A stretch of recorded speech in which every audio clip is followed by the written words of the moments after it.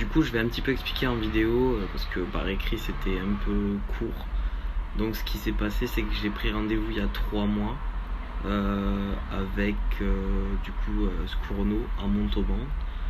Donc, j'ai bien expliqué à la secrétaire que j'étais transgenre et que du coup, je voulais une hystérectomie en fait, comme n'importe quelle personne qui ferait une hystérectomie. Elle m'a bien dit que c'était ok, qu'il n'y avait pas de souci. Donc, qu'est-ce que je fais? J'attends 3 mois. Aujourd'hui, j'ai mon rendez-vous, donc j'y vais. J'y vais 1 heure à l'avance, pour être exact. Et au moment où je monte au secrétariat, donc je dis que je suis là, je vais aux toilettes, très important. Je vais aux toilettes, et quand je reviens, ma copine me dit « il s'occupe pas de ça ». Donc je la regarde et je dis « comment ça, il s'occupe pas de ça ?» Et elle me dit « non, il s'occupe pas de ça ».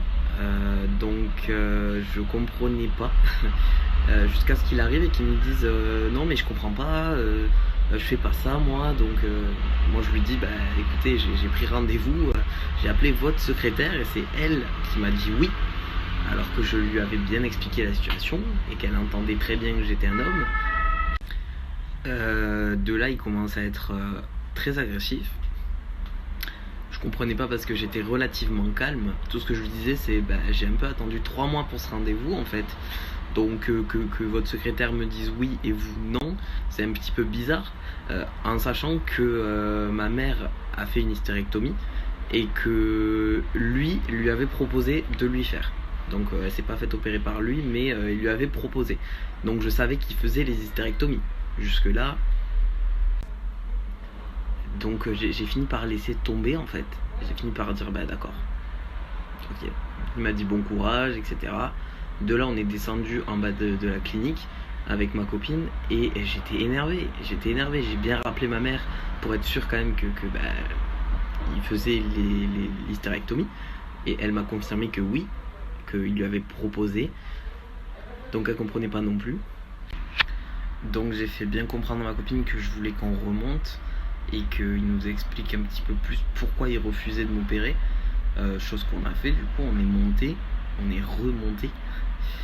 Et il était là, il était pas en rendez-vous, il était dans le couloir. Donc on lui dit on comprend pas. C'est une hystérectomie, vous en faites. Donc pourquoi pas moi? Et il part dans des trucs, c'est mon choix, si je veux pas, nanana. C'est comme si vous me demandiez si j'étais pour ou contre l'avortement. J'étais là, ma tête elle était comme ça quoi. Je me disais mais qu'est-ce qu'il raconte le mec? Et du coup il me répète ce qu'il m'avait dit au début et ce qu'il avait dit à ma copine, j'opère pas les hommes.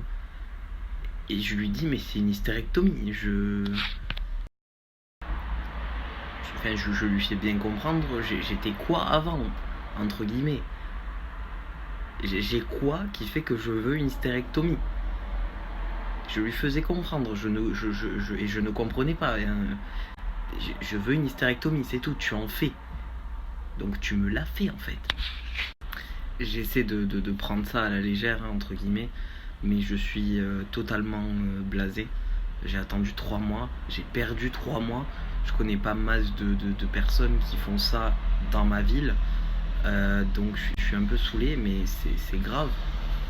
Comme je disais à ma copine, c'est comme refuser une opération à une personne noire parce qu'elle est noire. C'est du racisme et là c'est de la transphobie. Et le mec, quand il sentait qu'il avait plus rien en fait en poche, même s'il a jamais rien eu, qui justifiait le fait qu'il ne voulait pas m'opérer, il commençait à monter dans les tours. Il commençait à s'énerver, il commençait à marcher vers son bureau alors que j'étais clairement en train de lui parler. Bref, clairement c'est je n'opère pas les hommes, je ne fais pas ça. C'est ces mots, je ne fais pas ça, d'un air de dégoût. Non, je fais pas ça moi. Enfin, je suis choqué. Voilà, c'est génial.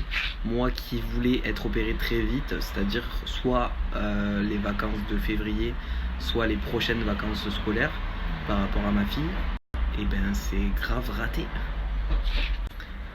Je suis parti cet après-midi serein, mais quand même un peu stressé par rapport à tout ça.